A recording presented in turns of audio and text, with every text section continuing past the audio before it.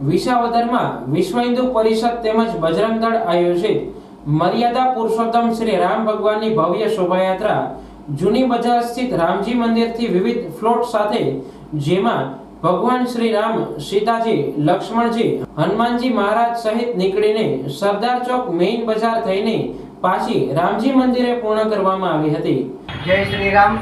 હું વિસાવદર તાલુકા બજરંગ દળ પ્રમુખ પુનાવીટમાં આજે રામજી ભગવાનનો જન્મ મહોત્સવ તથા સાથે સાથે સ્વામિનારાયણ ભગવાનનો પણ જન્મ મહોત્સવ છે, ત્યાં એના રૂપે આજ વિસાવદર તાલુકા શહેરમાં ખૂબ જ ધામધૂમથી રામનવમી તથા સ્વામિનારાયણ ભગવાનની શોભાયાત્રા કાઢવામાં આવી છે।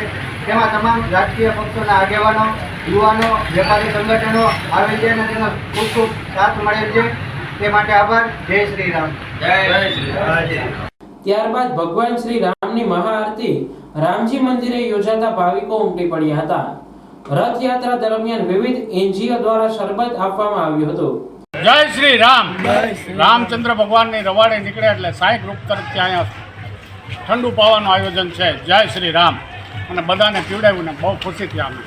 રથયાત્રામાં વિશ્વ હિન્દુ પરિષદ, બજરંગ દળના સભ્યો, સાધુ સંતો, માજી ધારાસભ્ય હર્ષદ રીબડિયા, કરશન વડોદરિયા સહિતના રાજકીય આગેવાનો તેમજ વિસાવદરની ધર્મપ્રેમી જનતા ભગવાન શ્રી રામની રથયાત્રામાં જોડાઈ હતી। ત્યારે સમગ્ર શહેરનું વાતાવરણ રામમય બની ગયું હતું।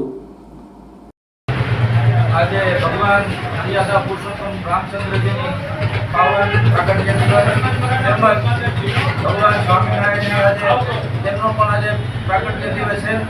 વિસાવદરની અંદર ભવ્યથી ભવ્ય શોભાયાત્રાનું આયોજન કરવામાં આવેલ હતું।